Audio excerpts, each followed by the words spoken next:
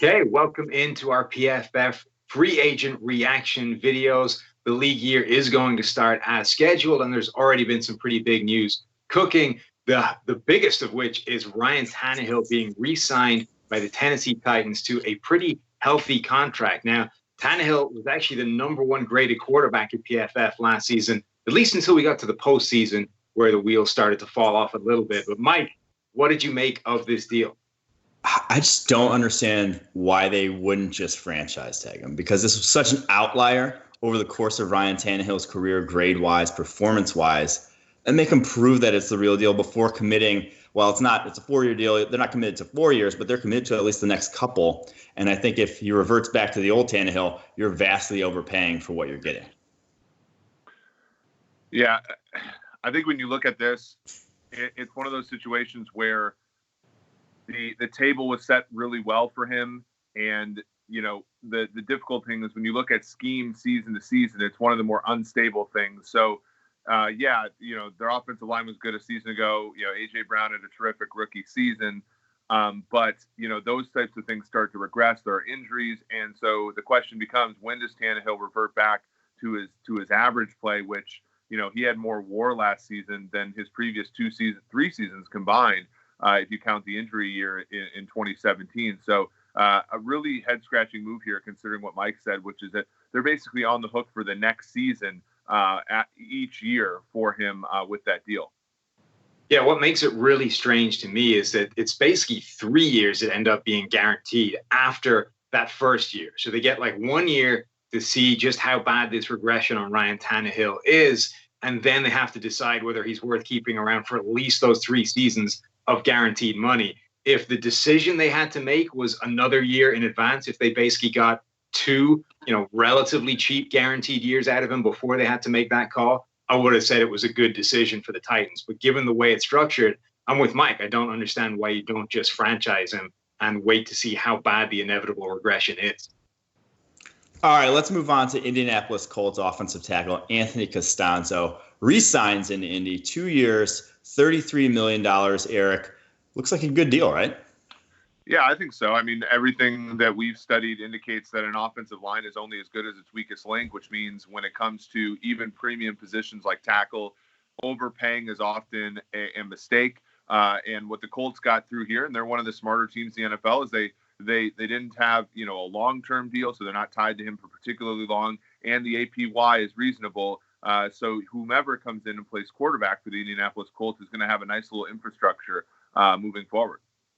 Yeah, I agree. I think it's a good deal. Look, it's not that easy to play at a consistently really high level in the NFL, almost regardless of the position. And Castonzo has now had 8 straight seasons with a PFF grade that sort of fits in that very good range, the 70s, the 80s. He's been an excellent tackle for them.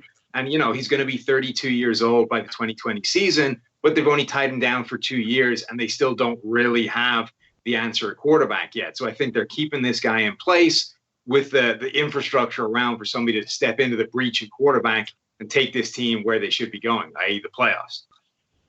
Yeah, the age thing to me, not a factor in this when you consider it's only 2 years, and he's only 32 years old. We've seen Andrew Whitworth, Jason Peters pass protect well into their late 30s. This should be, compared to some of the other tackle deals that have gone out there, DJ Humphries, the guys like that getting around a similar range of money. I'd much rather have Anthony Castonzo over the next 2 years, all day, every day.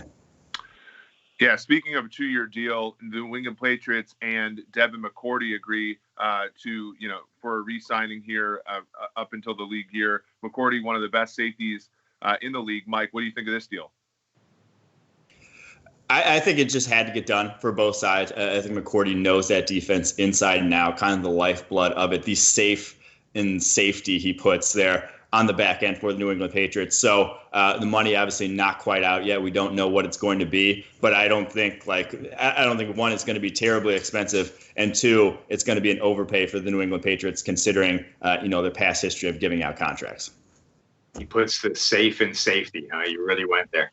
Okay, I think the same thing is true with McCourty as is true for Castonzo in terms of that consistency. And it's even harder to do on the back end in the secondary where stuff fluctuates so much and you're at the mercy of opposing passing games. He's had 3 PFF grades over 90 in his career.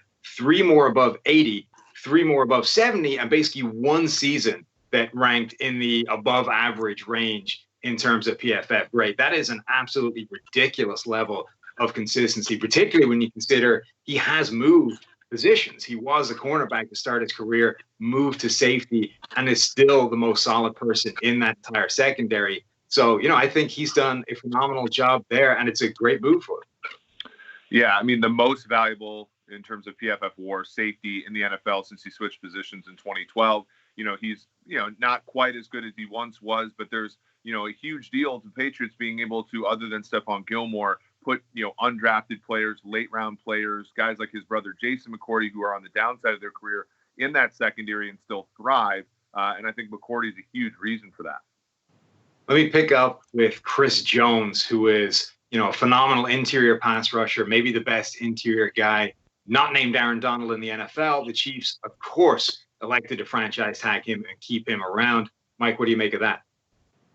I'm not even sure they're going to necessarily keep him around. The Chiefs know, obviously, firsthand what you can get from a talented defensive lineman on the franchise tag in terms of a trade with what they did with Frank Clark last year. So they may be trying to recoup some draft value here for Chris Jones.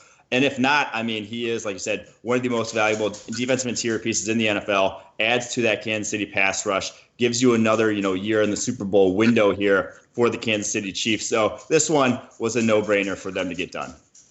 Yeah, last season they got a second-round pick, a future second-round pick for Dee Ford in almost the same situation, and then used that to go and get Frank Clark. And I think they've made the decision here which defensive lineman they're going to pay, with Frank Clark having, over $100 million contract. So I think a trade is probably in the future for them. They only have 5 draft picks this year. They also have to sign Patrick Mahomes, so it's going to get a little bit tight. There are some situations where they can sign both, but I don't think they want to limit Mahomes' infrastructure on offense just to retain Jones, who's been great his entire career, as Mike predicted a couple of years ago in the draft. But that defense has been, up and down, independent of sort of how Jones has played. So I think that they eventually trade him to another team and, get a top half of the second round or late first round pick for him. Yeah, it's interesting because Jones is a great example of how no matter how dominant a guy is, it doesn't necessarily make the difference between a defense being elite and a defense just being bad if he's not able to make that difference. But we have seen games where Jones comes in and takes over in a way, the Aaron Donalds or the Fletcher Coxes or the very best defensive linemen in the NFL have been able to do. I think that's tough for NFL teams to move away from. So even though, trading him might be the smart move from a team building, talent acquisition standpoint, I think they're going to find it tough to walk away from it. I think they'll try and get a long-term deal done. All right, last guy here, Shaquil Barrett, Tampa Bay Buccaneers. He gets franchise tagged a year after signing only a 1-year, $3.5 million deal to come from Denver to Tampa Bay, the sack leader from a season ago. Eric, what do you make of this move? Yeah, this is a great testament to what we do at PFF in terms of collecting data. I mean, Shaq Barrett was a pretty good pass rusher for Denver. He outplayed Shane Ray, a guy who had been drafted in the first round to sort of start over him. But the sack numbers were just not there. And then, he gets a, short-term deal with Tampa Bay, relatively cheap. And as you said, he wins the sack title. But the pressure numbers don't necessarily coincide with winning the sack title. So it's one of those where he's undervalued last year. He's probably going to be overvalued this year. It'll be interesting to see what Tampa actually does because, it's probably the smartest thing to have him play on the franchise tag rather than sign him to a long, lucrative deal because those inevitably, disappoint given the fact that he's probably going to have maybe half as many sacks next year. Yeah, I think that's the thing. Shaquil Barrett is a really good player and has been consistently since he came into the NFL. The real thing to understand is that nothing really changed last year, except he got a ton more opportunities to rush the passer as a full-time starter. He had 150 plus extra pass rushing attempts in any other season in his career, and he just continued generating pressure at the same kind of rate, had a slight uptick in PFF grade, or at least pass rushing grade, but that was really marginal. We're talking about a very good pass rusher that's unlikely to ever be a great pass rusher. And the question is, what is that worth? I think it's probably worth the franchise tag, the $16 million as an outside linebacker for 1 year. but I don't know if it's worth that monster, long-term market resetting contract. And that's the question for it. Yeah, I think the franchise tag was made for guys like Shaquil Barrett in terms of he had a big, gaudy sack total. He's not going to be as good as that sack total might suggest. And so if he does hit the open market, he'd probably get a fairly lucrative deal.